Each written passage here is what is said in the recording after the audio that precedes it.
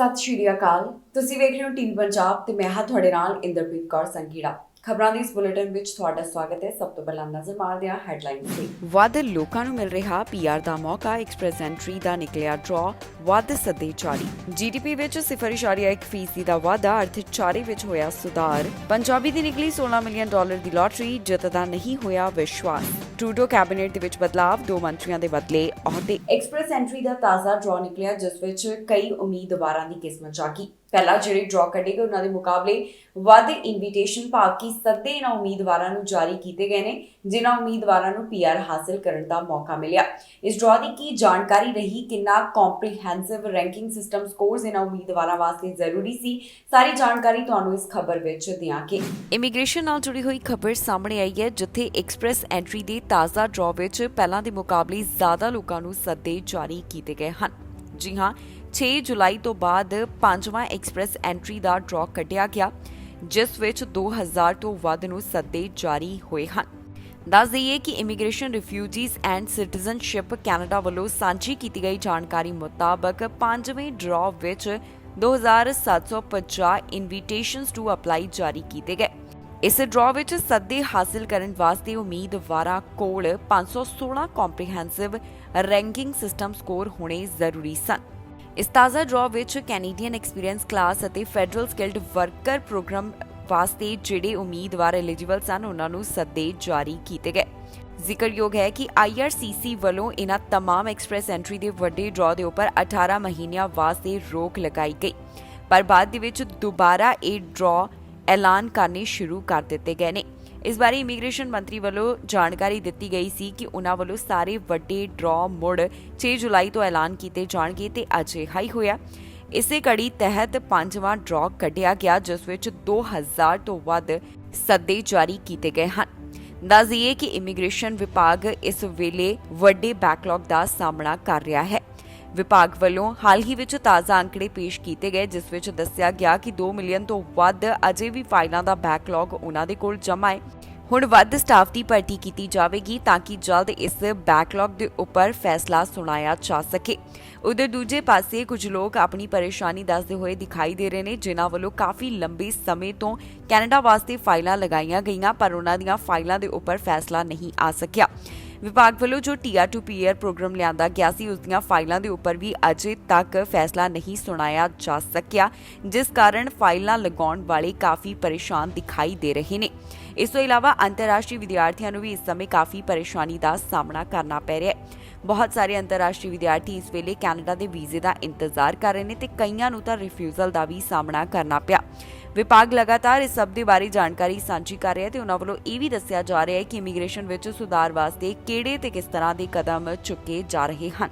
Canada ਦੇ ਅਰਥਚਾਰੇ ਬਾਰੇ ਅੱਜ ਤਾਜ਼ਾ ਜਾਣਕਾਰੀ ਸਾਹਮਣੇ ਆਈ, ਜਿੱਥੇ ਸਟੈਟਿਸਟਿਕਸ ਕੈਨੇਡਾ ਵੱਲੋਂ ਦੱਸਿਆ ਗਿਆ ਕਿ GDP ਵਿੱਚ ਪਹਿਲਾਂ ਦੇ ਮੁਕਾਬਲੇ ਵਾਧਾ ਦਰਜ ਕੀਤਾ ਗਿਆ। GDP ਵਿੱਚ 0.1% ਦੇ ਵਾਧੇ ਦੇ ਬਾਰੇ ਸਟੈਟਿਸਟਿਕਸ ਕੈਨੇਡਾ ਵੱਲੋਂ ਜਾਣਕਾਰੀ ਦਿੱਤੀ ਗਈ ਹੈ। ਦੱਸਿਆ ਜਾ ਰਿਹਾ ਹੈ ਕਿ ਲਗਾਤਾਰ ਕਈ ਵਾਰ ਇਹ ਵਾਧਾ ਹੋ ਰਿਹਾ ਹੈ। ਕੈਨੇਡੀਅਨ ਅਰਥਚਾਰੇ ਵਿੱਚ ਵਾਧਾ ਦਰਜ ਕੀਤਾ ਗਿਆ, ਲਗਾਤਾਰ ਚੌਥੀ ਵਾਰ GDP ਵੱਧ ਦੱਸੀ ਜਾ ਰਹੀ ਹੈ। ਜੀ ਹਾਂ, ਇਸ ਬਾਰੇ ਸਟੈਟਿਸਟਿਕਸ ਕੈਨੇਡਾ ਵੱਲੋਂ ਤਾਜ਼ਾ ਅੰਕੜੇ ਪੇਸ਼ ਕੀਤੇ ਗਏ। ਇਨ੍ਹਾਂ ਨਵੇਂ ਅੰਕੜਿਆਂ ਮੁਤਾਬਕ ਕੈਨੇਡਾ ਦੇ GDP ਵਿੱਚ ਜੂਨ ਮਹੀਨੇ ਦੌਰਾਨ 0.1% ਦਾ ਵਾਧਾ ਦਰਜ ਕੀਤਾ ਗਿਆ। ਅੰਕੜਿਆਂ ਮੁਤਾਬਕ ਇਸ ਸਾਲ ਦੀ ਦੂਜੀ ਤਿਮਾਹੀ ਦੌਰਾਨ GDP ਵਿੱਚ 0.8% ਦਾ ਵਾਧਾ ਦਰਜ ਕੀਤਾ ਗਿਆ ਹੈ। ਕੈਨੇਡੀਅਨ ਆਰਥਿਕਤਾ ਦੂਸਰੇ ਕੁਆਰਟਰ ਦੌਰਾਨ 3.3% ਦੀ ਸਾਲਾਨਾ ਦਰ ਨਾਲ ਵਧੀ ਹੈ ਤੇ GDP ਵਿੱਚ ਇਹ ਲਗਾਤਾਰ ਚੌਥੀ ਵਾਰ ਵਾਧਾ ਦੱਸਿਆ ਜਾ ਰਿਹਾ ਹੈ। 20 ਵਿੱਚੋਂ 14 ਉਦਯੋਗਿਕ ਖੇਤਰਾਂ ਵਿੱਚ ਜੂਨ ਮਹੀਨੇ ਦੌਰਾਨ ਮਾਮੂਲੀ ਵਿਸਤਾਰ ਹੋਇਆ। ਕੋਵਿਡ ਦੇ ਕਾਰਨ ਜਿਹੜੀਆਂ ਪਾਬੰਦੀਆਂ ਲਗਾਈਆਂ ਗਈਆਂ, ਉਹਨਾਂ ਵਿੱਚ ਢਿੱਲ ਮਿਲਣ ਤੋਂ ਬਾਅਦ ਟਰੈਵਲ ਅਤੇ ਰੈਸਟੋਰੈਂਟ ਖੇਤਰ ਵਿੱਚ ਵੀ ਹੁਣ ਮੁਨਾਫਾ ਦੇਖਣ ਨੂੰ ਮਿਲ ਰਿਹਾ ਹੈ। ਦੱਸ ਦਈਏ ਕਿ ਜੁਲਾਈ ਮਹੀਨੇ ਦੌਰਾਨ ਬੈਂਕ ਆਫ ਕੈਨੇਡਾ ਨੇ ਆਪਣੀਆਂ ਵਿਆਜ ਦਰਾਂ ਵਿੱਚ 1% ਦਾ ਵਾਧਾ ਕਰਕੇ ਵਿਆਜ ਦਰਾਂ ਵਧਾ ਕੇ 2.5% ਕਰ ਦਿੱਤੀਆਂ ਸਨ। ਇੱਥੇ ਦੱਸ ਦਈਏ ਕਿ ਘਰੇਲੂ ਖਰਚੇ ਵੱਧ ਹੋਏ ਨੇ ਤੇ ਹਾਊਸਿੰਗ ਦੇ ਵਿੱਚ ਇਨਵੈਸਟਮੈਂਟ ਘੱਟ ਹੋਈ ਹੈ। ਇਸ ਰਿਪੋਰਟ ਦੇ ਵਿੱਚ ਦੱਸਿਆ ਗਿਆ ਕਿ ਕਾਰੋਬਾਰਾਂ ਨੇ ਵਸਤੂਆਂ, ਇੰਜੀਨੀਅਰਿੰਗ ਢਾਂਚੇ, ਮਸ਼ੀਨਰੀ ਅਤੇ ਹੋਰ ਕਈ ਚੀਜ਼ਾਂ ਦੇ ਉੱਪਰ ਇਨਵੈਸਟਮੈਂਟ ਨੂੰ ਵਧਾ ਦਿੱਤਾ ਹੈ। ਇਸ ਦੌਰਾਨ ਘਰੇਲੂ ਖਰਚਿਆਂ ਦਾ ਵਾਧਾ ਦੇਖਣ ਨੂੰ ਮਿਲਿਆ। ਵਧੇਰੇ ਲੋਕਾਂ ਦੇ ਮੁੜ ਤੋਂ ਦਫ਼ਤਰ ਵਿੱਚ ਜਾਣ ਨਾਲ ਕੱਪੜਿਆਂ ਤੇ ਜੁੱਤੀਆਂ ਤੇ ਵਧੇਰੇ ਖਰਚ ਦੇਖਣ ਨੂੰ ਮਿਲ ਰਿਹਾ ਹੈ। ਸਾਲ ਦੀ ਦੂਜੀ ਤਿਮਾਹੀ ਦੌਰਾਨ ਹਾਊਸਿੰਗ ਸੈਕਟਰ ਵਿੱਚ ਇਨਵੈਸਟਮੈਂਟ ਘੱਟ ਹੋਣ ਦੇ ਬਾਰੇ ਵੀ ਅੰਕੜਿਆਂ ਤੋਂ ਜਾਣਕਾਰੀ ਸਾਂਝੀ ਕੀਤੀ ਗਈ ਹੈ। ਦੱਸ ਦਈਏ ਕਿ ਇਹ ਸਾਰੇ ਅੰਕੜੇ ਸਟੈਟਿਸਟਿਕਸ ਕੈਨੇਡਾ ਵੱਲੋਂ ਪੇਸ਼ ਕੀਤੇ ਗਏ। ਪੰਜਾਬੀ ਮੂਲ ਦੇ ਵਿਅਕਤੀ ਦੀ ਕੈਨੇਡਾ ਵਿੱਚ $16 ਮਿਲੀਅਨ ਦੀ ਲਾਟਰੀ ਨਿਕਲੀ ਹੈ। ਹੁਣ ਪ੍ਰਿਤਪਾਲ ਨਾਮ ਦੇ ਇਸ ਵਿਅਕਤੀ ਦਾ ਕਹਿਣਾ ਹੈ ਕਿ ਲਾਟਰੀ ਜਿੱਤਣ ਤੋਂ ਬਾਅਦ ਉਸ ਨੂੰ ਬਿਲਕੁਲ ਵੀ ਵਿਸ਼ਵਾਸ ਨਹੀਂ ਹੋ ਰਿਹਾ ਸੀ ਤੇ ਕਈ ਵਾਰ ਉਸਨੇ ਆਪਣੀ ਟਿਕਟ ਸਕੈਨ ਕੀਤੀ। ਦੱਸ ਦਈਏ ਕਿ ਇਸ ਤੋਂ ਪਹਿਲਾਂ ਇੱਕ ਹੋਰ ਮਨਦੀਪ ਨਾਮ ਦੇ ਪੰਜਾਬੀ ਮੂਲ ਦੇ ਵਿਅਕਤੀ ਦੀ ਸਰੀ ਦੇ ਵਿੱਚ ਲਾਟਰੀ ਨਿਕਲੀ, ਜਿਸ ਦੀ $2 ਮਿਲੀਅਨ ਦੀ ਲਾਟਰੀ ਨਿਕਲਣ ਬਾਰੇ ਪਿਛਲੇ ਦਿਨੀ ਖਬਰ ਸਾਹਮਣੇ ਆਈ ਸੀ। ਕੈਨੇਡਾ ਵਿੱਚ ਇੱਕ ਪੰਜਾਬੀ ਦੀ $16 ਮਿਲੀਅਨ ਦੀ ਲਾਟਰੀ ਨਿਕਲੀ ਹੈ। ਇਸ ਲਾਟਰੀ ਦਾ ਡਰਾ 30 ਜੁਲਾਈ ਨੂੰ ਨਿਕਲਿਆ, ਜਿਸ ਵਿੱਚ ਪ੍ਰਿਤਪਾਲ ਚਾਹਲ ਨਾਮ ਦੇ ਸ਼ਖਸ ਦੀ ਕਿਸਮਤ ਚ ਆ ਗਈ। ਜਿਸ ਵੇਲੇ ਚਾਹਲ ਨੂੰ ਪਤਾ ਚੱਲਿਆ ਕਿ ਉਸਨੇ ਲਾਟਰੀ ਜਿੱਤ ਲਈ ਹੈ, ਉਸ ਨੂੰ ਪਹਿਲੀ ਵਾਰ ਤਾਂ ਵਿਸ਼ਵਾਸ ਨਹੀਂ ਹੋਇਆ ਤੇ ਉਹ ਟਿਕਟ ਨੂੰ ਬਾਰ-ਬਾਰ ਦੇਖਦੇ ਰਹੇ। ਚਾਹਲ ਦਾ ਕਹਿਣਾ ਹੈ ਕਿ ਜਦੋਂ ਉਹਨਾਂ ਨੂੰ ਇਸ ਜਿੱਤ ਬਾਰੇ ਪਤਾ ਚੱਲਿਆ ਤੇ ਉਹ ਕਾਫੀ ਜ਼ਿਆਦਾ ਕਨਫਿਊਜ਼ ਹੋ ਗਏ। ਉਹਨਾਂ ਵੱਲੋਂ ਆਪਣੀ ਟਿਕਟ ਨੂੰ 8 ਵਾਰ ਸਕੈਨ ਕੀਤਾ ਗਿਆ ਤਾਂ ਕਿ ਉਹਨਾਂ ਨੂੰ ਇਹ ਪੂਰੀ ਤਰ੍ਹਾਂ ਪੁਸ਼ਟੀ ਹੋ ਜਾਵੇ ਕਿ ਜਿੱਤ ਉਹਨਾਂ ਦੀ ਹੀ ਹੋਈ ਹੈ। ਦੱਸ ਦਈਏ ਕਿ ਚਾਹਲ ਵੱਲੋਂ ਆਪਣੀ ਵਿਨਿੰਗ ਟਿਕਟ ਸ਼ਾਪਰਸ ਡਰੱਗ ਮਾਰਕੀਟ ਤੋਂ ਲਈ ਸੀ। ਉਹਨਾਂ ਵੱਲੋਂ ਸਾਰੇ 6 ਵਿਨਿੰਗ ਨੰਬਰ ਦੇ ਨਾਲ ਜੁਲਾਈ 30 ਦਾ ਡਰਾ ਜਿੱਤਿਆ ਗਿਆ। ਇਹ ਨੰਬਰ 9, 21, 22, 27, 35 ਅਤੇ 47 ਸਨ। ਇੱਥੇ ਇਹ ਵੀ ਦੱਸ ਦਈਏ ਕਿ ਸਰੀ ਦੇ ਵਿੱਚ ਵੀ ਇੱਕ ਪੰਜਾਬੀ ਮੂਲ ਦੇ ਵਿਅਕਤੀ ਦੀ ਲਾਟਰੀ ਨਿਕਲੀ, ਜਿਸ ਦੀ $2 ਮਿਲੀਅਨ ਦੀ ਲਾਟਰੀ ਨਿਕਲਣ ਦੇ ਬਾਰੇ ਜਾਣਕਾਰੀ ਸਾਹਮਣੇ ਆਈ। ਇਸ ਸ਼ਖਸ ਦਾ ਨਾਮ ਮਨਦੀਪ ਦੱਸਿਆ ਗਿਆ, ਜਿਸ ਦਾ ਕਹਿਣਾ ਹੈ ਕਿ ਜੋ ਲਾਟਰੀ ਦੀ ਰਕਮ ਹੈ ਉਸ ਨਾਲ ਪਰਿਵਾਰ ਦੇ ਵਾਸਤੇ ਉਹ ਖਰਚ ਕਰਨਗੇ। ਆਪਣੀ ਬੇਟੀ ਨੂੰ ਇੱਕ ਚੰਗੀ ਪੜ੍ਹਾਈ ਕਰਵਾਈ ਜਾਵੇਗੀ। ਹੁਣ ਤੱਕ ਕੈਨੇਡਾ ਵਿੱਚ 2 ਪੰਜਾਬੀ ਮੂਲ ਦੇ ਅਜਿਹੇ ਵਿਅਕਤੀ ਨੇ ਜਿਨ੍ਹਾਂ ਨੇ ਤਾਜ਼ਾ ਲਾਟਰੀ ਵਿੱਚ ਇਨਾਮ ਜਿੱਤਿਆ ਹੈ। ਪ੍ਰਧਾਨ ਮੰਤਰੀ ਜਸਟਿਨ ਟਰੂਡੋ ਵੱਲੋਂ ਕੈਬਨਿਟ ਵਿੱਚ ਬਦਲਾਅ ਕੀਤਾ ਗਿਆ। ਉਹਨਾਂ ਨੇ 2 ਮੰਤਰੀਆਂ ਦੇ ਅਹੁਦੇ ਬਦਲੇ ਨੇ। ਇਸ ਦਾ ਕੀ ਕਾਰਨ ਹੈ, ਕੈਬਨਿਟ ਦੇ ਵਿੱਚ ਕਿਉਂ ਬਦਲਾਅ ਕੀਤਾ ਗਿਆ, ਇਸ ਬਾਰੇ ਵੀ ਹੁਣ ਡਿਟੇਲ ਸਾਹਮਣੇ ਆਈ ਹੈ। ਟਰੂਡੋ ਕੈਬਨਿਟ ਦੇ ਵਿੱਚ ਮਾਮੂਲੀ ਫੇਰ ਬਦਲ ਕੀਤੀ ਗਈ ਹੈ।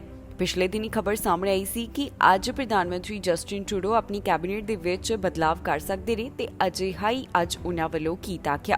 ਇਸ ਵਿੱਚ ਫੇਰ ਬਦਲ ਕਰਦਿਆਂ ਪ੍ਰੋਕਿਉਰਮੈਂਟ ਅਤੇ ਓਨਟਾਰੀਓ ਇਕਨੋਮਿਕ ਡਿਵੈਲਪਮੈਂਟ ਮਿਨਿਸਟਰਸ ਦੇ ਮਹਿਕਮੇ ਆਪਸ ਵਿੱਚ ਬਦਲੇ ਗਏ ਨੇ। ਹੁਣ ਟੈਸੀ ਨੂੰ ਪ੍ਰੋਕਿਉਰਮੈਂਟ ਮਿਨਿਸਟਰ ਦੀ ਭੂਮਿਕਾ ਤੋਂ ਬਦਲ ਕੇ Federal Economic Development Agency of South Ontario ਦਾ ਮਹਿਕਮਾ ਦੇ ਦਿੱਤਾ ਗਿਆ। ਇੱਕ ਬਿਆਨ ਟੈਸੀ ਵੱਲੋਂ ਜਾਰੀ ਕੀਤਾ ਗਿਆ, ਜਿਸ ਵਿੱਚ ਉਹਨਾਂ ਕਿਹਾ ਕਿ ਉਸਦੇ ਪਤੀ ਨੂੰ ਪਿਛਲੇ ਸਾਲ 2 ਸਟ੍ਰੋਕ ਆਏ ਸਨ ਅਤੇ ਇਹ ਫੇਰਬਦਲ ਉਸਦੀ ਕੰਮ ਦਾ ਬੋਝ ਘਟਾਉਣ ਵਾਸਤੇ ਜੋ ਬੇਨਤੀ ਕੀਤੀ ਸੀ ਉਸ ਤੋਂ ਬਾਅਦ ਕੀਤਾ ਗਿਆ। ਟੈਸੀ ਦਾ ਕਹਿਣਾ ਹੈ ਕਿ ਮੈਂ ਪਿਛਲੇ ਮਹੀਨੇ ਪ੍ਰਧਾਨ ਮੰਤਰੀ ਨਾਲ ਮੁਲਾਕਾਤ ਕੀਤੀ ਸੀ ਤੇ ਵਿਭਾਗ ਦੀਆਂ ਪੂਰੇ ਦੇਸ਼ ਵਿੱਚ ਟਰੈਵਲ ਕਰਨ ਦੀਆਂ ਲੋੜਾਂ ਅਤੇ ਪਰਿਵਾਰਕ ਜ਼ਿੰਮੇਵਾਰੀਆਂ ਨੂੰ ਸੰਤੁਲਿਤ ਕਰਨ ਸੰਬੰਧੀ ਚਰਚਾ ਕੀਤੀ ਸੀ। ਇਸ ਤੋਂ ਇਲਾਵਾ ਉਹ ਕਹਿੰਦੇ ਨੇ ਕਿ ਮੈਂ ਪ੍ਰਧਾਨ ਮੰਤਰੀ ਦਾ ਧੰਨਵਾਦ ਕਰਨਾ ਚਾਹੁੰਦੀ ਹਾਂ ਕਿ ਉਹਨਾਂ ਨੇ ਪਰਿਵਾਰ ਜਾਂ ਫਿਰ ਜਨਤਕ ਸੇਵਾ ਦੇ ਵਿਚਕਾਰ ਇੱਕ ਚੀਜ਼ ਚੁਣਨ ਦੀ ਬਜਾਏ ਮਸਲੇ ਦਾ ਹੱਲ ਕੀਤਾ। ਪ੍ਰੋਕਿਉਰਮੈਂਟ ਮਿਨਿਸਟਰ ਦਾ ਅਹੁਦਾ ਹੁਣ ਹੈਲੇਨਾ ਸੰਭਾਲਣਗੇ ਤੇ ਉਹਨਾਂ ਦੀ ਜ਼ਿੰਮੇਵਾਰੀ ਕੋਵਿਡ-19 ਵਾਸਤੇ ਵੈਕਸੀਨ ਅਤੇ ਸੁਰੱਖਿਆ ਉਪਕਰਨਾਂ ਦੀ ਖਰੀਦ ਦੀ ਨਿਗਰਾਨੀ ਕਰਨ ਦੀ ਹੋਵੇਗੀ। ਦੱਸ ਦਈਏ ਕਿ ਜੈਕਜ਼ੇਕ ਓਨਟਾਰੀਓ ਵਿੱਚ community and social services minister ਦੇ ਤੌਰ ਦੇ ਉੱਪਰ ਸੇਵਾ ਨਿਭਾ ਚੁੱਕੇ ਹਨ। ਕੈਨੇਡਾ ਦੇ ਇੱਕ ਸੂਬੇ ਤੋਂ ਅਜਿਹਾ ਮਾਮਲਾ ਸਾਹਮਣੇ ਹੈ ਜਿੱਥੇ ਪਾਣੀ ਵਿੱਚ ਡੁੱਬਣ ਕਾਰਨ ਪੰਜਾਬੀ ਮੂਲ ਦੇ ਨੌਜਵਾਨ ਦੀ ਮੌਤ ਹੋ ਗਈ ਹੈ। ਇਹ ਪਹਿਲਾ ਮਾਮਲਾ ਨਹੀਂ ਜਦੋਂ ਇਸ ਤਰ੍ਹਾਂ ਦੀ ਘਟਨਾ ਸਾਹਮਣੇ ਆਈ ਹੋਵੇ। ਲਗਾਤਾਰ ਪਾਣੀ ਸੰਬੰਧੀ ਐਡਵਾਈਜ਼ਰੀ ਪ੍ਰਸ਼ਾਸਨ ਵੱਲੋਂ ਦਿੱਤੀ ਜਾਂਦੀ ਹੈ, ਪਰ ਫਿਰ ਵੀ ਇਸ ਤਰ੍ਹਾਂ ਦੀਆਂ ਘਟਨਾਵਾਂ ਸਾਹਮਣੇ ਆਉਂਦੀਆਂ ਨੇ ਕਿ ਪਾਣੀ ਵਿੱਚ ਡੁੱਬਣ ਕਾਰਨ ਮੌਤ ਹੋ ਗਈ। ਕੈਨੇਡਾ ਦੇ ਇੱਕ ਸੂਬੇ ਤੋਂ ਖਬਰ ਸਾਹਮਣੇ ਆ ਰਹੀ ਹੈ ਜਿੱਥੇ ਪਾਣੀ ਵਿੱਚ ਡੁੱਬਣ ਕਾਰਨ ਪੰਜਾਬੀ ਮੂਲ ਦੇ ਨੌਜਵਾਨ ਦੀ ਮੌਤ ਹੋ ਗਈ। ਦੱਸ ਦਈਏ ਕਿ ਅਜਿਹਾ ਇਹ ਪਹਿਲਾ ਮਾਮਲਾ ਨਹੀਂ, ਇਸ ਤੋਂ ਪਹਿਲਾਂ ਵੀ ਕਈ ਅਜਿਹੇ ਮਾਮਲੇ ਸਾਹਮਣੇ ਆ ਚੁੱਕੇ ਨੇ। ਹੁਣ ਤਾਜ਼ਾ ਖਬਰ ਕੈਨੇਡਾ ਦੇ ਸੂਬੇ ਐਲਬਰਟਾ ਤੋਂ ਸਾਹਮਣੇ ਆਈ, ਜਿੱਥੇ ਇੱਥੋਂ ਦੇ ਸ਼ਹਿਰ ਕੈਲਗਰੀ ਨਾਲ ਜੁੜੇ ਹੋਏ ਨੌਜਵਾਨ ਦੀ ਡੂੰਘੇ ਪਾਣੀ ਵਿੱਚ ਡੁੱਬਣ ਕਾਰਨ ਮੌਤ ਹੋ ਗਈ। ਪੁਲਿਸ ਅਧਿਕਾਰੀਆਂ ਵੱਲੋਂ ਇਸ ਦੀ ਪਹਿਚਾਣ ਵੀ ਜਨਤਕ ਕੀਤੀ ਗਈ, ਜਿਸ ਦਾ ਨਾਮ ਮਨਦੀਪ ਸਿੰਘ ਉੱਪਲ ਉਰਫ ਰਵੀ ਤੇ ਉਮਰ 37 ਸਾਲ ਦੇ ਕਰੀਬ ਦੱਸੀ ਜਾ ਰਹੀ ਹੈ। ਪਤਾ ਚੱਲਿਆ ਹੈ ਕਿ ਰਵੀ ਆਪਣੇ ਸਾਥੀਆਂ ਨਾਲ ਬੋਰ ਰਿਵਰ ਵਿਖੇ ਘੁੰਮਣ ਗਿਆ ਸੀ, ਜਿੱਥੇ ਉਸ ਨਾਲ ਹਾਦਸਾ ਵਾਪਰਿਆ ਤੇ ਉਹ ਪਾਣੀ ਵਿੱਚ ਡੁੱਬ ਗਿਆ। ਇਸ ਨੌਜਵਾਨ ਦਾ ਸੰਬੰਧ ਪੰਜਾਬ ਦੇ ਸੰਗਰੂਰ ਜ਼ਿਲ੍ਹੇ ਨਾਲ ਸੰਬੰਧਿਤ ਦੱਸਿਆ ਗਿਆ। ਸੰਗਰੂਰ ਦੇ ਵਿੱਚ ਉਹ ਭਵਾਨੀਗੜ੍ਹ ਨਾਲ ਜੁੜਿਆ ਹੋਇਆ ਹੈ। ਦੱਸ ਦਈਏ ਕਿ ਪ੍ਰਸ਼ਾਸਨ ਵੱਲੋਂ ਲਗਾਤਾਰ ਪਾਣੀ ਸੰਬੰਧੀ ਐਡਵਾਈਜ਼ਰੀ ਜਾਰੀ ਕੀਤੀ ਜਾਂਦੀ ਹੈ, ਪਰ ਫਿਰ ਵੀ ਇਸ ਤਰ੍ਹਾਂ ਦੇ ਮਾਮਲੇ ਨਹੀਂ ਰੁਕ ਰਹੇ। ਪਿਛਲੇ ਦਿਨੀ ਵੀ ਕੁਝ ਇਸ ਤਰ੍ਹਾਂ ਦੀਆਂ ਘਟਨਾਵਾਂ ਸਾਹਮਣੇ ਆਈਆਂ ਸਨ ਤੇ ਇੱਕ ਵਾਰ ਫਿਰ ਤੋਂ ਜੋ ਖਬਰ ਹੈ ਐਲਬਰਟਾ ਦੇ ਸ਼ਹਿਰ ਕੈਲਗਰੀ ਤੋਂ ਸਾਹਮਣੇ ਆਈ, ਜਿੱਥੇ ਇੱਕ ਨੌਜਵਾਨ ਦੀ ਪਾਣੀ ਵਿੱਚ ਡੁੱਬਣ ਕਾਰਨ ਜਾਨ ਚਲੀ ਗਈ। ਕੈਬਨਿਟ ਦੇ ਵਿੱਚ ਬਦਲਾਅ ਕਰਨ ਤੋਂ ਬਾਅਦ ਪ੍ਰਧਾਨ ਮੰਤਰੀ ਮੀਡੀਆ ਅੱਗੇ ਆਏ ਤੇ ਉਹਨਾਂ ਨੇ ਇਸ ਬਾਰੇ ਜਾਣਕਾਰੀ ਸਾਂਝੀ ਕੀਤੀ। ਪ੍ਰਧਾਨ ਮੰਤਰੀ ਵੱਲੋਂ ਦੱਸਿਆ ਗਿਆ ਕਿ ਉਹਨਾਂ ਨੇ 2 ਮੰਤਰੀਆਂ ਦੇ ਅਹੁਦਿਆਂ ਦੇ ਵਿੱਚ ਬਦਲਾਅ ਕਿਉਂ ਕੀਤਾ ਤੇ ਨਾਲ ਹੀ ਉਹਨਾਂ ਨੇ ਮੰਤਰੀਆਂ ਨੂੰ ਮਿਲਣ ਵਾਲੀਆਂ ਧਮਕੀਆਂ ਦਾ ਵੀ ਜ਼ਿਕਰ ਕੀਤਾ। ਪ੍ਰਧਾਨ ਮੰਤਰੀ ਦਾ ਕੀ ਕਹਿਣਾ ਹੈ, ਆਓ ਤੁਹਾਨੂੰ ਸੁਣਾਉਂਦੇ ਹਾਂ। ਆਪਣੀ ਕੈਬਨਿਟ ਦੇ ਵਿੱਚ ਬਦਲਾਅ ਕਰਨ ਤੋਂ ਬਾਅਦ ਪ੍ਰਧਾਨ ਮੰਤਰੀ ਜਸਟਿਨ ਟਰੂਡੋ ਮੀਡੀਆ ਦੇ ਸਾਹਮਣੇ ਆਏ ਤੇ ਉਹਨਾਂ ਵੱਲੋਂ ਇਸ ਬਾਰੇ ਜਾਣਕਾਰੀ ਸਾਂਝੀ ਕੀਤੀ ਗਈ ਹੈ। ਦੱਸ ਦਈਏ ਕਿ ਪ੍ਰਧਾਨ ਮੰਤਰੀ ਵੱਲੋਂ ਆਪਣੀ ਕੈਬਨਿਟ ਦੇ ਵਿੱਚ ਕੁਝ ਬਦਲਾਅ ਕੀਤੇ ਗਏ। 2 ਮੰਤਰੀਆਂ ਦੇ ਅਹੁਦੇ ਆਪਸ ਵਿੱਚ ਬਦਲੇ ਗਏ ਨੇ। ਹੁਣ ਇਸ ਬਾਰੇ ਪ੍ਰਧਾਨ ਮੰਤਰੀ ਜਸਟਿਨ ਟਰੂਡੋ ਦਾ ਕੀ ਕਹਿਣਾ ਹੈ, ਆਓ ਤੁਹਾਨੂੰ ਸੁਣਾਉਂਦੇ ਹਾਂ ਉਹਨਾਂ ਦੀ ਹੀ ਜ਼ੁਬਾਨੀ। We need to be able to have that connection that we've always prided ourselves in, of Canadians being able to have proximity to those who represent them. It's been a point of pride for Canada. But the aggressive, bullying, hate-filled tactics of a small number of people is causing us to have to rethink the freedoms that we've had as parliamentarians and as Canadians in a democracy, to walk down the street alongside a member of parliament. And it's unfortunate. It really is. But we need to make sure that people who are doing their jobs and serving their communities and serving their country, including at the highest levels, feel safe in the job that they're doing, aren't worried for their families, aren't worried that they're putting at risk their loved ones because they are serving their communities, either as journalists or as politicians. There's a huge reflection we have to have about the kind of country we want to be. And to understand that the tone of our democracy, the tone of our political debates is set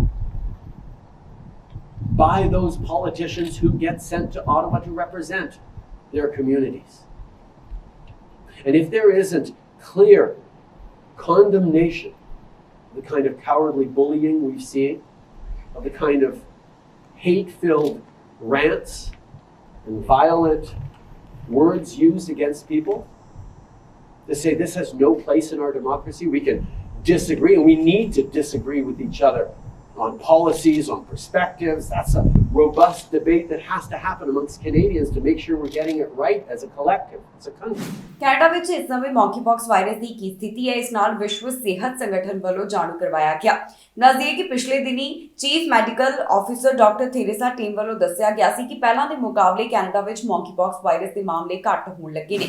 Canada ਵਿੱਚ ਇਸ ਸਮੇਂ ਮੌਂਕੀਪੌਕਸ virus ਦੇ ਕੀ ਹਾਲਾਤ ਨੇ, ਇਸ ਬਾਰੇ ਤਾਜ਼ਾ ਜਾਣਕਾਰੀ ਸਾਂਝੀ ਕੀਤੀ ਗਈ। ਵਿਸ਼ਵ ਸਿਹਤ ਸੰਗਠਨ ਵੱਲੋਂ ਵੀ ਇਸ ਬਾਰੇ ਆਪਣੇ ਵਿਚਾਰ ਸਾਂਝੇ ਕੀਤੇ ਗਏ ਨੇ। ਦੱਸ ਦਈਏ ਕਿ ਹੁਣ ਤੱਕ ਇਸ ਵਾਇਰਸ ਦਾ ਫੈਲਾਅ ਕਈ ਦੇਸ਼ਾਂ ਵਿੱਚ ਹੋ ਚੁੱਕਿਆ ਹੈ। ਕੈਨੇਡਾ ਬਾਰੇ ਆਈ ਜਾਣਕਾਰੀ ਮੁਤਾਬਕ public health agency of Canada ਵੱਲੋਂ ਜਾਣਕਾਰੀ ਦਿੱਤੀ ਗਈ ਕਿ ਹੁਣ ਤੱਕ ਇੱਥੇ 1228 ਮੌਂਕੀਪੌਕਸ ਵਾਇਰਸ ਦੇ ਮਾਮਲਿਆਂ ਦੀ ਪੁਸ਼ਟੀ ਹੋ ਚੁੱਕੀ ਹੈ। ਦੱਸ ਦਈਏ ਕਿ ਇਸ ਮਹੀਨੇ ਦੀ ਸ਼ੁਰੂਆਤ ਦੇ ਵਿੱਚ ਕੈਨੇਡਾ ਦੀ chief public health officer doctor Theresa Tam ਵੱਲੋਂ ਇਹ ਗੱਲ ਕਹੀ ਗਈ ਸੀ ਕਿ ਕੈਨੇਡਾ ਵਿੱਚ ਮੌਂਕੀਪੌਕਸ ਵਾਇਰਸ ਦਾ ਫੈਲਾਅ ਹੁਣ ਘੱਟ ਹੁੰਦਾ ਹੋਇਆ ਦਿਖਾਈ ਦੇ ਰਿਹਾ। ਪਰ ਤਾਜ਼ਾ ਜਾਣਕਾਰੀ ਵਿਸ਼ਵ ਸਿਹਤ ਸੰਗਠਨ ਵੱਲੋਂ ਕੀ ਦਿੱਤੀ ਗਈ, ਤੁਹਾਨੂੰ ਇਸ ਖਬਰ ਵਿੱਚ ਦੱਸਾਂਗੇ। And in regions that do not have animal to human transmission, this is a virus that can be eliminated. In the Americas, which accounts for more than half of reported cases, several countries continue to see increasing numbers of infections, although it's encouraging to see a sustained downward trend in Canada. Some European countries, including Germany and the Netherlands, are also seeing a clear slowing of the outbreak, demonstrating the effectiveness of public health interventions and community engagement to track infections and prevent transmission. We might be living with COVID-19 for the foreseeable future, but we don't have to live with monkeypox. WHO will continue to support all countries to stop this outbreak. Mode of transmission, but the vast majority today are still among men who have sex with men, whether they be gay, bisexual, or otherwise have contact with other men who have monkeypox. Some agencies, including WHO, are recommending the use of condoms. That is in part as a precautionary measure because we don't know how much of the infection is transmitted through semen, but it is also because it does reduce skin-to-skin contact. So it's preferable to avoid skin-to-skin contact altogether if someone has monkeypox, but at the very least using a condom may reduce that risk while we do more studies to learn more information. Staff ਦੀ ਗਲਤੀ ਨੇ ਇੱਕ ਬਜ਼ੁਰਗ ਔਰਤ ਦੀ ਜਾਨ ਲੈ ਲਈ। ਗਲਤੀ ਨਾਲ ਜੂਸ ਦੀ ਥਾਂ ਦੇ ਉੱਪਰ ਉਸ ਨੂੰ ਭਾਂਡੇ ਮਾਂਜਣ ਵਾਲਾ ਸਾਬਣ ਪਿਲਾ ਦਿੱਤਾ ਗਿਆ। ਕੇਅਰ ਹੋਮ ਤੋਂ ਇਹ ਮਾਮਲਾ ਸਾਹਮਣੇ ਹੈ ਜਿੱਥੇ ਹੋਰ ਵੀ ਕਈ ਬਜ਼ੁਰਗਾਂ ਨੇ ਇਸ ਤਰ੍ਹਾਂ ਭਾਂਡੇ ਮਾਂਜਣ ਵਾਲਾ ਸਾਬਣ ਗਲਤੀ ਨਾਲ ਪੀ ਲਿਆ। ਦੱਸਿਆ ਜਾ ਰਿਹਾ ਹੈ ਕਿ ਬਜ਼ੁਰਗ ਔਰਤ ਨੂੰ ਪਹਿਲਾਂ ਹਸਪਤਾਲ ਭਰਤੀ ਕਰਵਾਇਆ ਗਿਆ ਸੀ ਪਰ ਉਸ ਦੀ ਮੌਤ ਹੋ ਗਈ। ਇੱਕ ਬਜ਼ੁਰਗ ਔਰਤ ਨੂੰ ਜੂਸ ਦੀ ਥਾਂ ਦੇ ਉੱਪਰ ਭਾਂਡੇ ਧੋਣ ਵਾਲਾ ਸਾਬਣ ਪਿਲਾ ਦਿੱਤਾ ਗਿਆ ਜਿਸ ਕਾਰਨ ਉਸਨੇ ਦਮ ਤੋੜ ਦਿੱਤਾ। ਇਹ ਮਾਮਲਾ ਅਮਰੀਕਾ ਦੇ ਕੈਲੀਫੋਰਨੀਆ ਨਾਲ ਜੁੜਿਆ ਹੋਇਆ ਦੱਸਿਆ ਗਿਆ ਜਿੱਥੇ ਕੇਅਰ ਹੋਮ ਵਿੱਚ ਅਣਗਹਿਲੀ ਦੀ ਘਟਨਾ ਸਾਹਮਣੇ ਆਈ ਹੈ। ਇੱਥੇ ਕੁਝ ਬਜ਼ੁਰਗ ਔਰਤਾਂ ਨੂੰ ਜੂਸ ਦੀ ਥਾਂ ਦੇ ਉੱਪਰ ਭਾਂਡੇ ਧੋਣ ਵਾਲਾ ਸਾਬਣ ਹੀ ਪਿਲਾ ਦਿੱਤਾ ਗਿਆ। ਅਧਿਕਾਰੀਆਂ ਵੱਲੋਂ ਇਸ ਘਟਨਾ ਬਾਰੇ ਜਾਣਕਾਰੀ ਸਾਂਝੀ ਕਰਦਿਆਂ ਦੱਸਿਆ ਕਿ ਇਹ ਮਾਮਲਾ ਸੈਨ ਮਾਰਟਿਓ ਦੇ ਕੇਅਰ ਹੋਮ ਨਾਲ ਜੁੜਿਆ ਹੋਇਆ ਹੈ। ਇਹ ਘਟਨਾ 28 ਅਗਸਤ ਦੌਰਾਨ ਸਾਹਮਣੇ ਆਈ। ਇੱਥੇ ਇੱਕ ਔਰਤ ਨੂੰ ਜ਼ਹਿਰ ਦੇਣ ਦੇ ਬਾਰੇ ਪੁਲਿਸ ਅਧਿਕਾਰੀਆਂ ਨੂੰ ਜਾਣਕਾਰੀ ਮਿਲੀ ਸੀ ਜਿਸ ਬਾਰੇ ਉਹਨਾਂ ਨੇ ਸਟੇਟਮੈਂਟ ਵਿੱਚ ਦੱਸਿਆ ਹੈ। ਪੁਲਿਸ ਅਧਿਕਾਰੀਆਂ ਦਾ ਕਹਿਣਾ ਹੈ ਕਿ ਉਹਨਾਂ ਨੂੰ ਇਹ ਜਾਣਕਾਰੀ 93 ਸਾਲਾ ਔਰਤ ਦੇ ਬਾਰੇ ਪਤਾ ਚੱਲੀ ਜੋ ਕਿ ਹਸਪਤਾਲ ਵਿੱਚ ਦਮ ਤੋੜ ਗਈ। ਫਿਲਹਾਲ ਪੁਲਿਸ ਵੱਲੋਂ ਹੋਰ ਜਿਹੜੇ 2 ਸੀਨੀਅਰਸ ਨੇ ਉਹਨਾਂ ਬਾਰੇ ਜਾਣਕਾਰੀ ਸਾਂਝੀ ਨਹੀਂ ਕੀਤੀ। ਹੁਣ ਕੇਅਰ ਹੋਮ ਦੇ ਅਧਿਕਾਰੀਆਂ ਵੱਲੋਂ ਵੀ ਦੱਸਿਆ ਗਿਆ ਹੈ ਕਿ ਉਹਨਾਂ ਨੂੰ ਇਸ ਮਾਮਲੇ ਬਾਰੇ ਪਤਾ ਚੱਲੇ ਜਿੱਥੇ ਗਲਤੀ ਨਾਲ ਜੂਸ ਦੀ ਥਾਂ ਦੇ ਉੱਪਰ ਭਾਂਡੇ ਮਾਂਜਣ ਵਾਲਾ ਸਾਬਣ ਬਜ਼ੁਰਗ ਔਰਤਾਂ ਨੂੰ ਪਿਲਾ ਦਿੱਤਾ ਗਿਆ। ਉਹਨਾਂ ਕਿਹਾ ਕਿ ਜਿਨ੍ਹਾਂ ਨੇ ਅਜਿਹਾ ਕੀਤਾ ਉਹਨਾਂ ਨੂੰ ਸਸਪੈਂਡ ਕੀਤਾ ਗਿਆ ਤੇ ਉਹਨਾਂ ਕੋਲੋਂ ਹੋਰ ਵੀ ਕਈ ਤਰ੍ਹਾਂ ਦੇ ਸਵਾਲ ਪੁੱਛੇ ਜਾ ਰਹੇ ਨੇ। ਹੁਣ ਜਿਹੜੀ ਇੱਕ ਬਜ਼ੁਰਗ ਔਰਤ ਜੋ ਦਮ ਤੋੜ ਗਈ ਹੈ ਉਸ ਦੀ ਬੇਟੀ ਵੱਲੋਂ ਉਸ ਦੀ ਪਹਿਚਾਣ ਜਨਤਕ ਕੀਤੀ ਗਈ ਹੈ ਜਿਸ ਦਾ ਨਾਮ ਐਲਿਜ਼ਾਬੈਥ ਦੇ ਤੌਰ ਦੇ ਉੱਪਰ ਦੱਸਿਆ ਗਿਆ। ਬੇਟੀ ਦਾ ਕਹਿਣਾ ਹੈ ਕਿ ਉਸ ਦੀ ਮਾਂ ਨੂੰ ਡੈਮੈਂਸ਼ੀਆ ਸੀ ਜਿਸ ਕਾਰਨ ਖਾਣ ਪੀਣ ਵਿੱਚ ਉਸ ਨੂੰ ਬਾਕੀਆਂ ਦੀ ਮਦਦ ਲੈਣੀ ਪੈਂਦੀ ਸੀ ਪਰ ਕੇਅਰ ਹੋਮ ਦੇ ਵਿੱਚ ਉਸ ਦੇ ਨਾਲ ਅਣਗਹਿਲੀ ਹੋਈ। ਇਸ ਅਣਗਹਿਲੀ ਨੇ ਇਸ ਬਜ਼ੁਰਗ ਔਰਤ ਦੀ ਜਾਨ ਹੀ ਲੈ ਲਈ। ਟੱਕਰ ਲੱਗਣ ਕਾਰਨ ਇੱਕ ਔਰਤ ਜ਼ਖਮੀ ਹੋਈ ਹੈ। ਪੀੜਤ ਦੀ ਪਹਿਚਾਣ ਅਜੇ ਜਨਤਕ ਨਹੀਂ ਕੀਤੀ ਗਈ। ਇਸ ਹਾਦਸੇ ਬਾਰੇ ਪੁਲਿਸ ਵੱਲੋਂ ਡਿਟੇਲ ਦਿੱਤੀ ਗਈ। ਉਹਨਾਂ ਨੇ ਹੁਣ ਤੱਕ ਦੀ ਅਪਡੇਟ ਵਿੱਚ ਕੀ ਦੱਸਿਆ ਤੁਹਾਨੂੰ ਇਸ ਖਬਰ ਵਿੱਚ ਦੱਸਾਂਗੇ। ਇੱਕ 70 ਸਾਲਾ ਔਰਤ ਵਾਹਨ ਦੀ ਟੱਕਰ ਲੱਗਣ ਕਾਰਨ ਜ਼ਖਮੀ ਹੋਈ ਹੈ। ਪੁਲਿਸ ਅਧਿਕਾਰੀਆਂ ਵੱਲੋਂ ਮਾਮਲੇ ਦੀ ਜਾਣਕਾਰੀ ਸਾਂਝੀ ਕਰਦਿਆਂ ਦੱਸਿਆ ਕਿ ਇਹ ਘਟਨਾ ਕੈਲੇਡੋਨੀਆ ਖੇਤਰ ਤੋਂ ਸਾਹਮਣੇ ਆਈ ਹੈ ਜਿੱਥੇ ਇੱਕ ਵਾਹਨ ਦੀ ਟੱਕਰ ਔਰਤ ਨੂੰ ਲੱਗ ਗਈ ਜਿਸ ਤੋਂ ਬਾਅਦ ਜ਼ਖਮੀ ਹਾਲਤ ਵਿੱਚ ਉਸ ਨੂੰ ਹਸਪਤਾਲ ਭਰਤੀ ਕਰਵਾਇਆ ਗਿਆ। ਪੁਲਿਸ ਅਧਿਕਾਰੀਆਂ ਦਾ ਕਹਿਣਾ ਹੈ ਕਿ ਉਹਨਾਂ ਨੂੰ ਇਸ ਮਾਮਲੇ ਬਾਰੇ 11:45 ਦੇ ਕਰੀਬ ਸਵੇਰ ਸਮੇਂ ਜਾਣਕਾਰੀ ਮਿਲੀ। ਟੋਰਾਂਟੋ ਪੈਰਾਮੈਡਿਕ ਸਰਵਿਸਿਜ਼ ਦੇ ਦੱਸਣ ਮੁਤਾਬਕ ਜ਼ਖਮੀ ਹਾਲਤ ਵਿੱਚ ਜਿਹੜੀ ਇੱਥੇ ਔਰਤ ਸੀ ਉਸ ਨੂੰ ਟਰਾਮਾ ਸੈਂਟਰ ਭਰਤੀ ਕਰਵਾਇਆ ਗਿਆ। ਉਹਨਾਂ ਦਾ ਕਹਿਣਾ ਹੈ ਕਿ ਇਸ ਔਰਤ ਨੂੰ ਕਾਫੀ ਗੰਭੀਰ ਸੱਟਾਂ ਆਈਆਂ ਨੇ। ਫਿਲਹਾਲ ਇਸ ਪੀੜਤ ਦੀ ਪਹਿਚਾਣ ਅਜੇ ਜਨਤਕ ਨਹੀਂ ਕੀਤੀ ਗਈ ਤੇ ਨਾ ਹੀ ਉਸ ਬਾਰੇ ਬਹੁਤੀ ਹੋਰ ਡਿਟੇਲ ਜਨਤਕ ਕੀਤੀ ਗਈ ਹੈ। ਜਿਸ ਵਾਹਨ ਦੀ ਟੱਕਰ ਲੱਗੀ ਉਸ ਬਾਰੇ ਵੀ ਅਜੇ ਇਨਫੋਰਮੇਸ਼ਨ ਸਾਂਝੀ ਨਹੀਂ ਕੀਤੀ ਗਈ। ਪੁਲਿਸ ਅਧਿਕਾਰੀਆਂ ਦਾ ਕਹਿਣਾ ਹੈ ਕਿ ਮਾਮਲੇ ਸੰਬੰਧੀ ਵਧੇਰੇ ਜਾਂਚ ਪੜਤਾਲ ਉਹਨਾਂ ਵੱਲੋਂ ਕੀਤੀ ਜਾ ਰਹੀ ਹੈ ਜਿਸ ਤੋਂ ਬਾਅਦ ਬਾਕੀ ਦੀ ਜਾਣਕਾਰੀ ਦਿੱਤੀ ਜਾਵੇਗੀ। ਪਰ ਹੁਣ ਤੱਕ ਦੀ ਅਪਡੇਟ ਦੇ ਵਿੱਚ ਸਿਰਫ ਇਹਨਾਂ ਗੱਲਾਂ ਦੀ ਹੀ ਸਾਂਝ ਪਾਈ ਗਈ ਤੁਹਾਡੇ ਨਾਲ ਜੋ ਇਸ ਖਬਰ ਵਿੱਚ ਸਾਂਝੀਆਂ ਕੀਤੀਆਂ ਹਨ। ਇਸ ਤੋਂ ਇਲਾਵਾ ਬਾਕੀ ਦੀ ਜਾਣਕਾਰੀ ਪੁਲਿਸ ਵੱਲੋਂ ਬਾਅਦ ਵਿੱਚ ਦਿੱਤੀ ਜਾਵੇਗੀ। ਟਰੱਕ ਦੀ ਸਿਡਾਨ ਗੱਡੀ ਨਾਲ ਟੱਕਰ ਹੋਈ ਇਸ ਦੀਆਂ ਤਸਵੀਰਾਂ ਵੀ ਪੁਲਿਸ ਵੱਲੋਂ ਜਨਤਕ ਕੀਤੀਆਂ ਗਈਆਂ। ਇਸ ਦੌਰਾਨ ਇੱਕ ਨੂੰ ਸੱਟਾਂ ਆਈਆਂ ਨੇ। ਗੰਭੀਰ ਸੱਟਾਂ ਆਉਣ ਦੇ ਬਾਰੇ ਜਾਣਕਾਰੀ ਦਿੱਤੀ ਜਾ ਰਹੀ ਹੈ ਜਿਸ ਦਾ ਹਸਪਤਾਲ ਵਿੱਚ ਇਲਾਜ ਚੱਲ ਰਿਹਾ ਹੈ ਪਰ ਅਜੇ ਪੀੜਤਾਂ ਦੇ ਨਾਮ ਜਨਤਕ ਨਹੀਂ ਕੀਤੇ ਗਏ। ਨਾਰਥ ਯਾਰਕ ਦੇ ਹਾਈਵੇ 401 ਦੇ ਉੱਪਰ ਹਾਦਸਾ ਵਾਪਰਿਆ। ਇਸ ਹਾਦਸੇ ਵਿੱਚ ਇੱਕ ਵਿਅਕਤੀ ਗੰਭੀਰ ਜ਼ਖਮੀ ਦੱਸਿਆ ਜਾ ਰਿਹਾ ਹੈ। ਅਧਿਕਾਰੀਆਂ ਵੱਲੋਂ ਜਾਣਕਾਰੀ ਸਾਂਝੀ ਕਰਦਿਆਂ ਦੱਸਿਆ ਗਿਆ ਕਿ ਜ਼ਖਮੀ ਵਿਅਕਤੀ ਨੂੰ ਹਸਪਤਾਲ ਭਰਤੀ ਕਰਵਾਇਆ ਗਿਆ। ਉਹਨਾਂ ਦਾ ਕਹਿਣਾ ਹੈ ਕਿ ਇਹ ਮਾਮਲਾ ਡਫਰਿਨ ਸਟਰੀਟ ਖੇਤਰ ਤੋਂ ਸਾਹਮਣੇ ਆਇਆ। ਓਨਟਾਰੀਓ ਪੁਲਿਸ ਵੱਲੋਂ ਸਾਂਝੀ ਕੀਤੀ ਗਈ ਜਾਣਕਾਰੀ ਮੁਤਾਬਕ ਇੱਕ ਟਰਾਂਸਪੋਰਟ ਟਰੱਕ ਦੀ ਟੱਕਰ ਸਿਡਾਨ ਨਾਲ ਹੋ ਗਈ। ਮੌਕੇ ਦੀਆਂ ਤਸਵੀਰਾਂ ਵੀ ਸਾਂਝੀਆਂ ਕੀਤੀਆਂ ਗਈਆਂ ਜਿਸ ਵਿੱਚ ਵੇਖਿਆ ਜਾ ਸਕਦਾ ਹੈ ਕਿ ਸਿਡਾਨ ਦੀ ਛੱਤ ਨੂੰ ਕਿਵੇਂ ਨੁਕਸਾਨ ਪਹੁੰਚਿਆ। ਟੋਰਾਂਟੋ ਪੈਰਾਮੈਡਿਕ ਸਰਵਿਸਿਜ਼ ਦੇ ਦੱਸਣ ਮੁਤਾਬਕ ਉਹਨਾਂ ਵੱਲੋਂ ਸਿਡਾਨ ਚਲਾਉਣ ਵਾਲੇ ਡਰਾਈਵਰ ਨੂੰ ਜ਼ਖਮੀ ਹਾਲਤ ਵਿੱਚ ਹਸਪਤਾਲ ਭਰਤੀ ਕਰਵਾਇਆ ਗਿਆ। ਇਸ ਡਰਾਈਵਰ ਦੀ ਉਮਰ 50 ਸਾਲ ਦੇ ਕਰੀਬ ਦੱਸੀ ਗਈ ਪਰ ਨਾਮ ਦੇ ਬਾਰੇ ਅਜੇ ਜਾਣਕਾਰੀ ਨਹੀਂ ਦਿੱਤੀ ਗਈ। ਫਿਲਹਾਲ ਅਜੇ ਤੱਕ ਇਹ ਤਾਂ ਨਹੀਂ ਪਤਾ ਲੱਗ ਸਕਿਆ ਕਿ ਇਹ ਹਾਦਸਾ ਕਿਉਂ ਵਾਪਰਿਆ। ਕਾਰਨ ਪਤਾ ਕਰਨ ਦੀ ਲਗਾਤਾਰ ਕੋਸ਼ਿਸ਼ ਕੀਤੀ ਜਾ ਰਹੀ ਹੈ। ਕੁਝ ਸਮੇਂ ਵਾਸਤੇ ਘਟਨਾ ਵਾਲੀ ਥਾਂ ਦੇ ਉੱਪਰ ਰਸਤੇ ਨੂੰ ਕੁਝ ਸਮੇਂ ਲਈ ਬੰਦ ਕੀਤਾ ਗਿਆ ਸੀ ਪਰ ਬਾਅਦ ਦੇ ਵਿੱਚ ਮੁੜ ਇਸ ਨੂੰ ਖੋਲ੍ਹ ਦਿੱਤਾ ਗਿਆ। ਪੁਲਿਸ ਅਧਿਕਾਰੀਆਂ ਵੱਲੋਂ ਇਸ ਬਾਰੇ ਅਜੇ ਬਹੁਤੀ ਜਾਣਕਾਰੀ ਨਹੀਂ ਦਿੱਤੀ ਗਈ ਪਰ ਇੰਨੀਆਂ ਹੀ ਗੱਲਾਂ ਦੀ ਸਾਂਝ ਪਾਈ ਗਈ ਹੈ। 20 ਸਾਲਾਂ ਵਿੱਚ ਹੁਣ ਤੱਕ ਦੀ ਨਸ਼ੇ ਦੀ ਸਭ ਤੋਂ ਵੱਡੀ ਬਰਾਮਦਗੀ ਕੀਤੀ ਗਈ ਹੈ। ਬਾਰਡਰ ਤੋਂ ਇਹ ਨਸ਼ਾ ਫੜਿਆ ਗਿਆ। ਦੱਸਿਆ ਜਾ ਰਿਹਾ ਹੈ ਕਿ 1000 ਤੋਂ ਵੱਧ ਨਸ਼ੇ ਦੇ ਪੈਕੇਟ ਬਰਾਮਦ ਕੀਤੇ ਗਏ ਜਿਸ ਬਾਰੇ ਅਧਿਕਾਰੀਆਂ ਨੇ ਡਿਟੇਲ ਸਾਂਝੀ ਕੀਤੀ। 20 ਸਾਲਾਂ ਵਿੱਚ ਹੁਣ ਤੱਕ ਦੀ ਨਸ਼ੇ ਦੀ ਸਭ ਤੋਂ ਵੱਡੀ ਬਰਾਮਦਗੀ ਹੋਈ ਹੈ।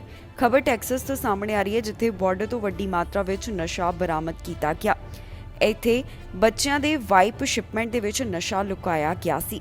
ਅਧਿਕਾਰੀਆਂ ਵੱਲੋਂ ਹੁਣ ਤੱਕ ਇਸ ਬਾਰੇ ਜੋ ਡਿਟੇਲ ਦਿੱਤੀ ਗਈ ਉਸ ਵਿੱਚ ਦੱਸਿਆ ਗਿਆ ਹੈ ਕਿ 1000 ਤੋਂ ਵੱਧ ਨਸ਼ੇ ਦੇ ਪੈਕੇਟ ਉਹਨਾਂ ਦੇ ਹੱਥ ਲੱਗੇ ਹਨ, ਜਿਸ ਦੀ ਕੀਮਤ 1 ਕਰੋੜ ਤੋਂ ਵੱਧ ਦੀ ਦੱਸੀ ਜਾ ਰਹੀ ਹੈ। CBP ਆਫੀਸਰਸ ਵੱਲੋਂ ਦੱਸਿਆ ਗਿਆ ਕਿ ਉਹਨਾਂ ਨੇ ਕਾਰਵਾਈ ਕਰਦਿਆਂ ਕੋਕੇਨ ਬਰਾਮਦ ਕੀਤੀ ਹੈ ਅਤੇ US immigration and custom enforcement homeland security investigators ਵੱਲੋਂ ਵੀ ਇਸ ਬਾਰੇ ਜਾਣਕਾਰੀ ਇੱਕ ਰਿਲੀਜ਼ ਦੇ ਵਿੱਚ ਸਾਂਝੀ ਕੀਤੀ ਗਈ। ਦੱਸ ਦਈਏ ਕਿ ਟੈਕਸਸ ਦੇ ਬਾਰਡਰ ਤੋਂ ਇਹ ਜੋ ਵੱਡੀ ਮਾਤਰਾ ਵਿੱਚ ਨਸ਼ਾ ਬਰਾਮਦ ਕੀਤਾ ਗਿਆ, ਇਸ ਦੀ ਬਰਾਮਦਗੀ 20 ਸਾਲਾਂ ਵਿੱਚ ਸਭ ਤੋਂ ਵੱਡੀ ਬਰਾਮਦਗੀ ਦੱਸੀ ਜਾ ਰਹੀ ਹੈ। ਅਧਿਕਾਰੀਆਂ ਦਾ ਕਹਿਣਾ ਹੈ ਕਿ ਉਹ ਇਸ ਮਾਮਲੇ ਦੀ ਵਧੇਰੇ ਜਾਂਚ ਪੜਤਾਲ ਕਰ ਰਹੇ ਨੇ, ਜਿਸ ਤੋਂ ਬਾਅਦ ਬਾਕੀ ਦੀ ਜਾਣਕਾਰੀ ਦਿੱਤੀ ਜਾਵੇਗੀ। ਹੁਣ ਤੱਕ ਦੀ ਅਪਡੇਟ ਵਿੱਚ ਇਹਨਾਂ तमाम ਗੱਲਾਂ ਦਾ ਜ਼ਿਕਰ। ਓਨਟਾਰੀਓ ਸੂਬੇ ਵੱਲੋਂ ਇਕਾਂਤਵਾਸ ਦੀ ਸ਼ਰਤ ਸੰਬੰਧੀ ਰਾਹਤ ਦਿੱਤੀ ਗਈ ਹੈ। ਇਕਾਂਤਵਾਸ ਹੁਣ ਖਤਮ ਕੀਤਾ ਗਿਆ। ਪਹਿਲਾਂ ਜਿਹੜਾ ਕਰੋਨਾ ਪੋਜ਼ਿਟਿਵ ਪਾਇਆ ਜਾਂਦਾ ਸੀ ਉਸ ਨੂੰ 10 ਦਿਨਾਂ ਵਾਸਤੇ ਇਕਾਂਤਵਾਸ ਕਰਨਾ ਜ਼ਰੂਰੀ ਹੁੰਦਾ ਸੀ, ਪਰ ਹੁਣ ਇਸ ਵਾਸਤੇ ਸੂਬਾ ਸਰਕਾਰ ਵੱਲੋਂ ਕੁਝ ਬਦਲਾਅ ਕੀਤੇ ਗਏ ਨੇ। ਓਨਟਾਰੀਓ ਵੱਲੋਂ 5 ਦਿਨਾਂ ਆਈਸੋਲੇਸ਼ਨ ਨਿਯਮ ਦੇ ਵਿੱਚ ਹੁਣ ਰਾਹਤ ਦਿੱਤੀ ਗਈ ਹੈ। ਜਿਨ੍ਹਾਂ ਨੂੰ ਕੋਵਿਡ-19 ਨਿਕਲਦਾ ਹੈ ਉਹਨਾਂ ਨੂੰ ਹੁਣ 5 ਦਿਨਾਂ ਵਾਸਤੇ ਆਈਸੋਲੇਟ ਕਰਨ ਦੀ ਜ਼ਰੂਰਤ ਨਹੀਂ ਹੋਵੇਗੀ, ਕਿਉਂਕਿ ਇਹ ਨਿਯਮ ਓਨਟਾਰੀਓ ਵੱਲੋਂ ਹੁਣ ਵਾਪਸ ਲੈ ਲਿਆ ਗਿਆ ਹੈ। ਇਸ ਬਾਰੇ ਓਨਟਾਰੀਓ ਦੇ chief medical officer of health ਵੱਲੋਂ ਜਾਣਕਾਰੀ ਸਾਂਝੀ ਕੀਤੀ ਗਈ, ਜਿੱਥੇ ਉਹਨਾਂ ਨੇ ਦੱਸਿਆ ਕਿ ਜਿਨ੍ਹਾਂ ਨੂੰ ਵੀ ਕਰੋਨਾ ਵਾਇਰਸ ਦੇ ਲੱਛਣ ਮਹਿਸੂਸ ਹੁੰਦੇ ਨੇ, ਇਹ ਲੱਛਣ ਖਤਮ ਹੋਣ ਦੇ 24 ਘੰਟਿਆਂ ਬਾਅਦ ਹੀ ਉਹ ਆਪਣੇ ਕੰਮ ਦੇ ਉੱਪਰ ਜਾਂ ਫਿਰ ਸਕੂਲ ਵਾਪਸ ਜਾ ਸਕਣਗੇ। ਇਸ ਤੋਂ ਇਲਾਵਾ ਇਹ ਕਿਹਾ ਗਿਆ ਹੈ ਕਿ ਅਜਿਹੇ ਵਿਅਕਤੀਆਂ ਨੂੰ 10 ਦਿਨਾਂ ਵਾਸਤੇ ਮਾਸਕ ਪਾਉਣਾ ਜ਼ਰੂਰੀ ਹੋਵੇਗਾ, ਪਰ ਜੋ ਉਹਨਾਂ ਉੱਪਰ ਲਾਜ਼ਮੀ ਆਈਸੋਲੇਸ਼ਨ ਦੀ ਸ਼ਰਤ ਪਹਿਲਾਂ ਓਨਟਾਰੀਓ ਸਰਕਾਰ ਵੱਲੋਂ ਰੱਖੀ ਗਈ ਸੀ, ਉਸ ਫੈਸਲੇ ਨੂੰ ਹੁਣ ਵਾਪਸ ਲੈ ਲਿਆ ਗਿਆ ਹੈ। ਜ਼ਿਕਰਯੋਗ ਹੈ ਕਿ ਕੈਨੇਡਾ ਵਿੱਚ ਕਰੋਨਾ ਵਾਇਰਸ ਦੇ ਹਾਲਾਤਾਂ ਨੂੰ ਧਿਆਨ ਵਿੱਚ ਰੱਖਦਿਆਂ ਕਾਫੀ ਪਾਬੰਦੀਆਂ ਲਗਾਈਆਂ ਗਈਆਂ ਸਨ, ਪਰ ਸੂਬਿਆਂ ਵੱਲੋਂ ਹੌਲੀ-ਹੌਲੀ ਇਹਨਾਂ ਪਾਬੰਦੀਆਂ ਵਿੱਚ ਢਿੱਲ ਦੇਣ ਦੀ ਸ਼ੁਰੂਆਤ ਕੀਤੀ ਗਈ। ਜਿਵੇਂ ਜ਼ਿਆਦਾ ਲੋਕ ਕੋਵਿਡ-19 ਵੈਕਸੀਨ ਲਗਾਉਂਦੇ ਗਏ, ਉਸੇ ਤਰ੍ਹਾਂ ਹੀ ਉਹਨਾਂ ਨੂੰ ਰਾਹਤ ਦੇ ਬਾਰੇ ਵੀ ਸੂਬਿਆਂ ਵੱਲੋਂ ਐਲਾਨ ਕੀਤੇ ਗਏ। ਇੱਕ ਵਾਰ ਫਿਰ ਤੋਂ ਜਦੋਂ ਵਾਇਰਸ ਦਾ ਫੈਲਾਅ ਹੋਇਆ ਸੀ ਤਦ ਵੀ ਪਾਬੰਦੀਆਂ ਲਗਾਈਆਂ ਗਈਆਂ, ਪਰ ਹੁਣ ਲਗਭਗ ਸਾਰੇ ਸੂਬਿਆਂ ਵੱਲੋਂ ਪਾਬੰਦੀਆਂ ਖਤਮ ਕਰ ਦਿੱਤੀਆਂ ਗਈਆਂ ਨੇ। ਓਨਟਾਰੀਓ ਵਿੱਚ 5 ਸਾਲ ਤੋਂ 11 ਸਾਲ ਵਾਲਿਆਂ ਨੂੰ ਬੂਸਟਰ ਡੋਜ਼ ਲਗਾਉਣ ਦੀ ਸ਼ੁਰੂਆਤ ਕੀਤੀ ਜਾਵੇਗੀ। ਇਸ ਬਾਰੇ ਹੁਣ ਸਿਹਤ ਮੰਤਰੀ ਵੱਲੋਂ ਜਾਣਕਾਰੀ ਦਿੱਤੀ ਗਈ, ਜਿੱਥੇ ਉਹਨਾਂ ਦੱਸਿਆ ਕਿ ਕਦੋਂ ਮਾਂ-ਬਾਪ ਬੁਕਿੰਗ ਕਰਵਾ ਸਕਦੇ ਨੇ ਤੇ ਕਿੱਥੋਂ ਇਹ ਬੁਕਿੰਗ ਕਰਵਾਈ ਜਾ ਸਕਦੀ ਹੈ। ਓਨਟਾਰੀਓ ਦੇ ਵਿੱਚ ਛੋਟੇ ਬੱਚਿਆਂ ਨੂੰ ਕੋਵਿਡ-19 ਬੂਸਟਰ ਡੋਜ਼ ਲਗਾਉਣ ਦਾ ਐਲਾਨ ਕਰ ਦਿੱਤਾ ਗਿਆ ਹੈ। ਜੀ ਹਾਂ, ਇਸ ਐਲਾਨ ਤੋਂ ਬਾਅਦ 5 ਸਾਲ ਤੋਂ 11 ਸਾਲ ਦੇ ਬੱਚਿਆਂ ਨੂੰ ਕੋਵਿਡ-19 ਬੂਸਟਰ ਡੋਜ਼ ਲਗਾਈ ਜਾਵੇਗੀ।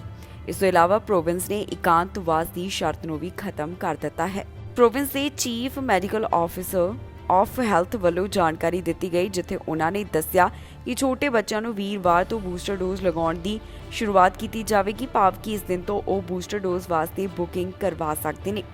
ਅਪਾਇੰਟਮੈਂਟ ਵੈਕਸੀਨ ਪੋਰਟਲ ਰਾਹੀਂ ਉਪਲਬਧ ਹੋਣਗੀਆਂ, ਜਿੱਥੇ ਮਾਂ-ਬਾਪ ਲੋਕਲ ਪਬਲਿਕ ਹੈਲਥ ਯੂਨਿਟ ਅਤੇ ਫਾਰਮੇਸੀ ਰਾਹੀਂ ਵੀ ਬੁਕਿੰਗ ਕਰਵਾ ਸਕਣਗੇ। ਹੈਲਥ ਕੈਨੇਡਾ ਵੱਲੋਂ 19 ਅਗਸਤ ਨੂੰ 5 ਸਾਲ ਤੋਂ 11 ਸਾਲ ਦੇ ਬੱਚਿਆਂ ਵਾਸਤੇ ਬੂਸਟਰ ਡੋਜ਼ ਨੂੰ ਮਨਜ਼ੂਰੀ ਦੇ ਦਿੱਤੀ ਗਈ ਸੀ, ਜਿਸ ਤੋਂ ਬਾਅਦ ਸਸਕੈਚੁਆਨ ਅਤੇ ਐਲਬਰਟਾ ਨੇ ਵੀ ਪ੍ਰੋਗਰਾਮ ਵਿੱਚ ਵਿਸਥਾਰ ਕਰ ਦਿੱਤਾ। ਇਸ ਤੋਂ ਇਲਾਵਾ ਦੱਸ ਦਈਏ ਕਿ ਕੈਨੇਡਾ ਦੀ chief public health officer doctor Theresa Tam ਵੱਲੋਂ ਵੀ ਵੈਕਸੀਨ ਦੀਆਂ ਮੁੱਢਲੀਆਂ 2 ਖੁਰਾਕਾਂ ਵਿੱਚ ਘੱਟੋ-ਘੱਟ 6 ਮਹੀਨੇ ਦੇ ਸਮੇਂ ਦੀ ਗੱਲ ਕਹੀ ਗਈ ਹੈ। ਇਸ ਤੋਂ ਇਲਾਵਾ ਉਹਨਾਂ ਨੇ ਕਿਹਾ ਕਿ 10 ਮਾਈਕਰੋਗ੍ਰਾਮ ਦੀ ਬੂਸਟਰ ਡੋਜ਼ 6 ਮਹੀਨਿਆਂ ਦੇ ਅੰਤਰ ਦੌਰਾਨ ਹੀ ਦਿੱਤੀ ਜਾਵੇ। ਦੱਸ ਦਈਏ ਕਿ ਕੈਨੇਡਾ ਅਮਰੀਕਾ ਦੋਹਾਂ ਦੇਸ਼ਾਂ ਵਿੱਚ ਹੀ ਹੁਣ ਛੋਟੇ ਬੱਚਿਆਂ ਨੂੰ ਬੂਸਟਰ ਡੋਜ਼ ਲਗਾਈ ਜਾ ਰਹੀ ਹੈ, ਕਿਉਂਕਿ ਇੱਥੋਂ ਦੀਆਂ ਹੈਲਥ ਏਜੰਸੀਆਂ ਵੱਲੋਂ ਇਸ ਨੂੰ ਮਾਨਤਾ ਦੇ ਦਿੱਤੀ ਗਈ ਹੈ। ਇਸ ਦੇ ਨਾਲ ਹੀ ਜਾਂਦੇ ਇੱਕ ਵਾਰ ਫਿਰ ਤੋਂ ਨਜ਼ਰ ਮਾਰਦੇ ਹਾਂ ਹੈਡਲਾਈਨਸ ਤੇ। ਵੱਧ ਲੋਕਾਂ ਨੂੰ ਮਿਲ ਰਿਹਾ PR ਦਾ ਮੌਕਾ, ਐਕਸਪ੍ਰੈਸ ਐਂਟਰੀ ਦਾ ਨਿਕਲਿਆ ਡਰਾ, ਵੱਧ ਸੱਦੇ ਜਾਰੀ। GDP ਵਿੱਚ 0.1% ਦਾ ਵਾਧਾ, ਅਰਥਚਾਰੇ ਵਿੱਚ ਹੋਇਆ ਸੁਧਾਰ। ਪੰਜਾਬੀ ਦੀ ਨਿਕਲੀ $16 ਮਿਲੀਅਨ ਦੀ ਲਾਟਰੀ, ਜਿੱਤ ਦਾ ਨਹੀਂ ਹੋਇਆ ਵਿਸ਼ਵਾਸ। ਟਰੂਡੋ ਕੈਬਨਿਟ ਦੇ ਵਿੱਚ ਬਦਲਾਵ, 2 ਮੰਤਰੀਆਂ ਦੇ ਬਦਲੇ ਅਹੁਦੇ। ਖਬਰਾਂ ਦੇ ਇਸ ਬੁਲੇਟਿਨ ਵਿੱਚ ਇੰਨਾ ਹੀ। ਫਿਲਹਾਲ ਮੈਨੂੰ ਇੰਦਰਪ੍ਰੀਤ ਕੌਰ ਸੰਗੇੜਾ ਨੂੰ ਦਿਓ ਇਜਾਜ਼ਤ ਤੇ ਤੁਸੀਂ ਵੇਖਦੇ ਰਹੋ TV ਪੰਜਾਬ।